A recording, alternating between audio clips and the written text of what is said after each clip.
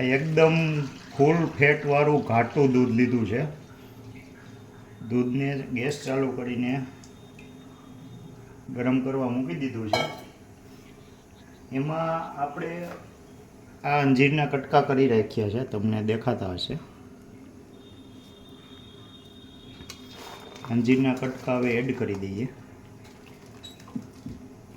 એકદમ ઝીણા પીસ કર્યા છે આમ તો, ને થોડુંક કઠણ હોય છે એટલે ઢીલું થઈ જશે ગરમ થશે એટલે. વ્યવસ્થિત ગરમ થઈ ગયું છે. હવે આપણે એમાં ખાંડ નાખશું. સારી ભાષામાં કહીએ તો ખાંડ ઉમેરશું.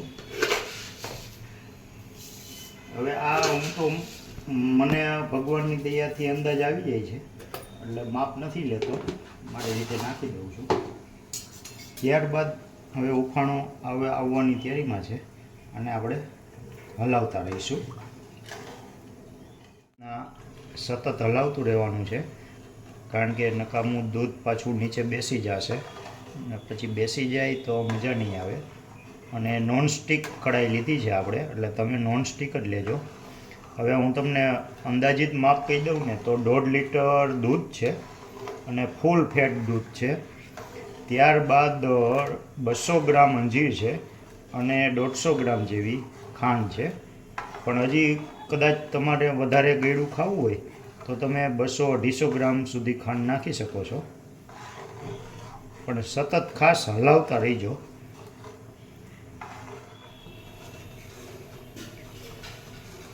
હલાવતા 10 મિનિટ થઈ ગઈ છે અને હવે મારો હાથ પણ થાકી ગયો છે, પણ હવે તૈયારીમાં જ છે. લગભગ હજી 5 મિનિટમાં બહુ વ્યવસ્થિત હલવો આપણો બની જશે.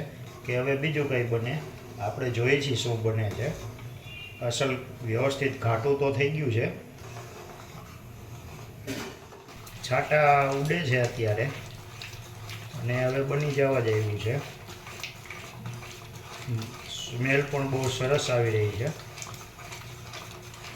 હવે મને એમ થાય છે ગેસ ધીમો કરીને પછી હલાવું, કારણ કે આમાં ખોટું દાજવું પડે છે. હવે બનવા આવ્યો છે આપણો હલવો, અંજીર હલવો, પણ હજી થોડીક વાર લાગે એવું છે. પાણીનો ભાગ છે 5%. ત્યારબાદ થોડું પાણી બળી જાય એટલે હવે આપણે થોડા એમાં કાજુના કટકા નાખશું. ત્યારબાદ એલચી કમ્પ્લીટ થઈ જાય પછી નાખશું.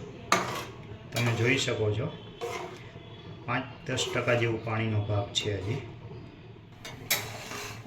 અંજીર હલવો આપણો હવે લગભગ ઓલમોસ્ટ કમ્પ્લીટ છે. હવે આપણે એમાં કાજુ અને બદામના કટકા એડ કરી દઈએ.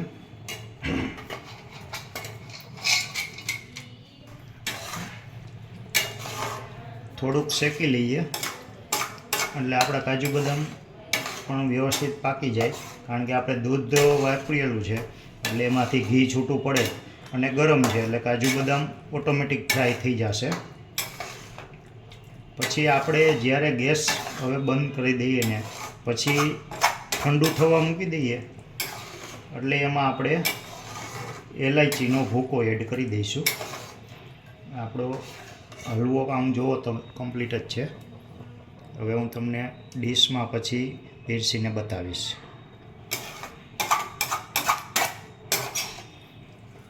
હવે 3 એલાયચીનો પાવડર કર્યો છે એ હું આમાં એડ કરી દઉં છું. ગેસની ફ્લેમ બંધ કરી દીધી છે હવે. અને હવે આપણે એકવાર બધું મિક્સ કરી લઈએ, હલાવી લઈએ.